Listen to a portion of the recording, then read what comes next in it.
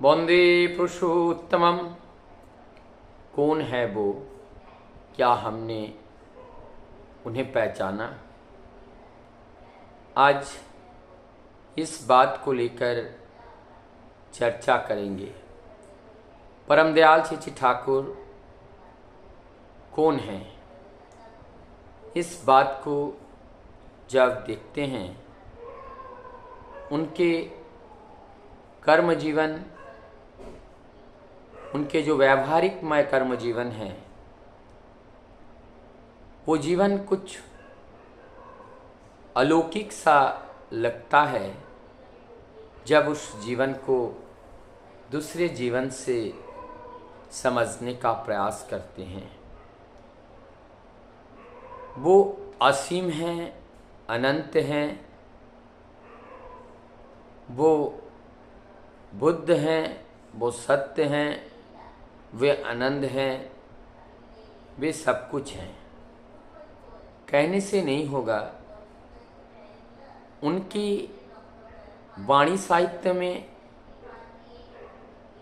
जो सड़ा साहित्य हैं, गद्य पद्य छंद पत्र पत्रिकाएं, सभी में उनका एक जो दिव्यता है, जो मैसेज हैं, हम लोगों के लिए जीने का एक पथ है।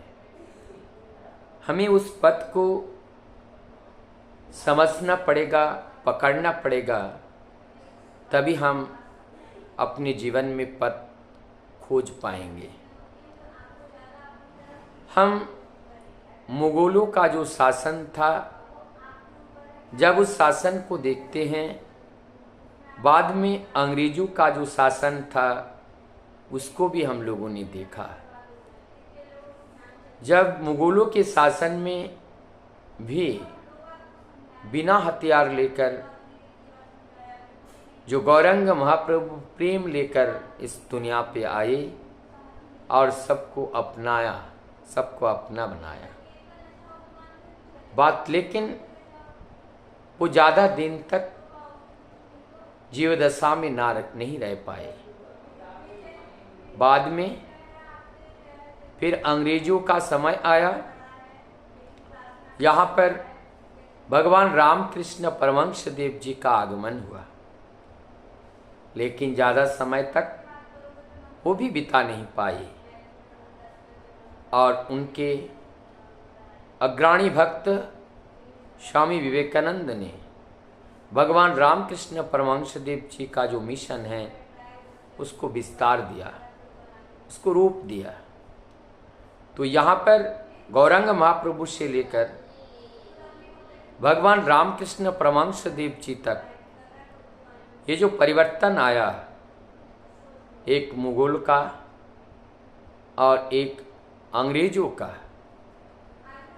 और इस बाद में जो परिवर्तन हमने देखा, जो परिवर्तन आया, इस परिवर्तन को देखकर ठीक 2 वर्ष बाद क्या हुआ? 2 वर्ष बाद श्री श्री ठाकुर अनुकूल चंद्र जी का आगमन हुआ।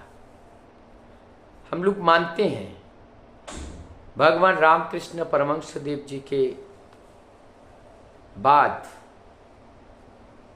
आज वही अनुकूल रूप में इस धरा पर आविर्भाव हुए हैं। परिस्थिति को जब हम देखते हैं, मुगलों ने हमारे संस्कार संस्कृति को तोड़ने का प्रयास किया। अंग्रेज आने के बाद में भी इस संस्कार संस्कृति को तोड़ने का काम किया, और बचा कुचा जो था उसको भी हमारे अंदर के कुछ अज्ञानी लोगों ने उसको तोड़ने का और काम करते हैं।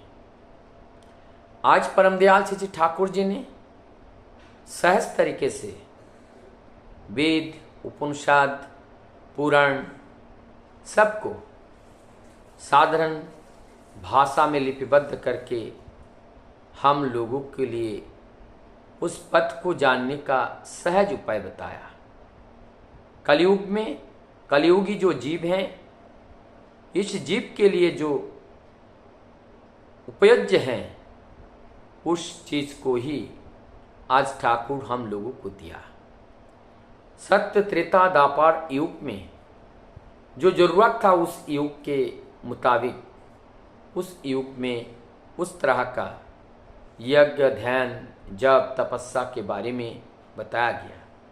आज की इस व्यस्तता भरे जीवन में सारी चीज आज इस संक्षेप में साधना के पद को बताया और कितना सहज तरीके से आज पुरुषोत्तम का अवतरण होता है और वो सबका अवतरण करने के बाद वो स्वयं अवतारी इस धरा पर नर्तनु में आते हैं। वो स्वयं ईश्वर है, वो स्वयं ईश्वर का साकार रूप है और वो इस धरा पर आते हैं। निरंतर उनकी जो प्रबलता है वो हमारी जीवन को परिवर्तित करने का, जिस तरह से धोबी गंदे कपड़े को धोकर परिष्कृत करते हैं, ठीक उसी प्रकार से पुरुषोत्तम आकर के हम जैसे अज्ञानी मूर्ख लोगों को ज्ञानी बना देते हैं। जो अंधे हैं उनको आँख देते हैं, पंगु को पैर देते हैं। ये पुरुषोत्तम का जो व्याख्या है, इसी के अंदर हम लोग देख सकते हैं। और एक उदाहरण देना चाहूँगा। यहाँ पर परमदयाल सिंह ठाकुर जी ने किसी को छोड़ने की बात नहीं कही। परमदयाल सिंह ठाकुर जी ने कहा, परिवर्तन को जो नहीं मानते हैं वो मिलस्य हैं। मतलब वो एक तरीके से वो मनुष्य नहीं है, वो पशुवत हैं जो परिवर्तन को नहीं मानते हैं।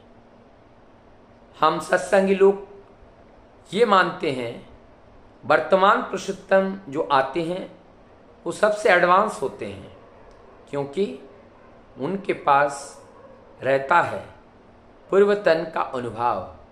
सारे परिवर्तन को जोड़ते हुए वर्तमान की ज़रूरत को ऐड ऑन करते हुए जो नव क्लेवर में आते हैं, उसे वर्तमान पुरुषोत्तम की आख्या दी जाती है।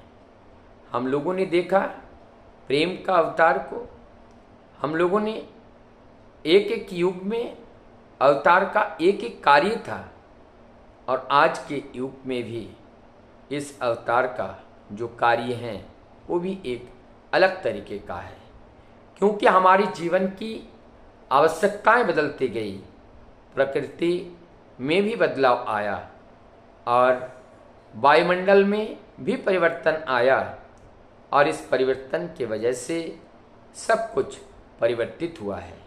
और इस परिवर्तित युग में स्वयं भगवान पुरुषोत्तम के रूप में धरा पर आविर्भाव हुए हैं। अनेकों जगह उनकी स्वयं कभी नहीं कहते हैं मैं भगवान हूँ, लेकिन उनकी जो क्रियाकलाप हैं, उनकी जो साहस, शक्ति, सामर्थ्य है, उनको देख करके हम लोग समझ सकते हैं। 59 वर्ष की उम्र में परमदयाल सिंह ठाकुर देवघर में आते हैं, पुनः अपना लीला प्रारंभ करते हैं, और ये दूसरा पड़ाव का जो लीला है, अपने जन्मस्थान को छोड़ने के बाद और वहाँ से यात्रा करके आज संपूर्ण विश्व में जितनी भी कंट्री हैं, कोई भी ऐसा कंट्री नहीं है जहाँ पर ठाकुर जी के भावधारा के अनुयायी ना हो। अर्थात सर्वत्र इनका प्रचार प्रसार चल रहा है। एक भी पैसा गवर्नमेंट की ओर से नहीं लिया जाता है। स्वेच्छ रूप से जो योगीगण हैं, स्वेच्छ रूप से जो उनके भक्तगण हैं, वो अपना निज कार्य समझ करके इस कार्य को आगे बढ़ा रहे हैं। परमदयाल सिंह ठाकुर जी का जो मिशन है, उस मिशन को मूर्त करने के लिए आज सभी लोग एक साथ जुट करके उस कार्य का एक नया रूप दे करके, नया आयाम दे करके उस लक्ष्य तक पहुंचने का प्रयास कर रहे हैं। वंदे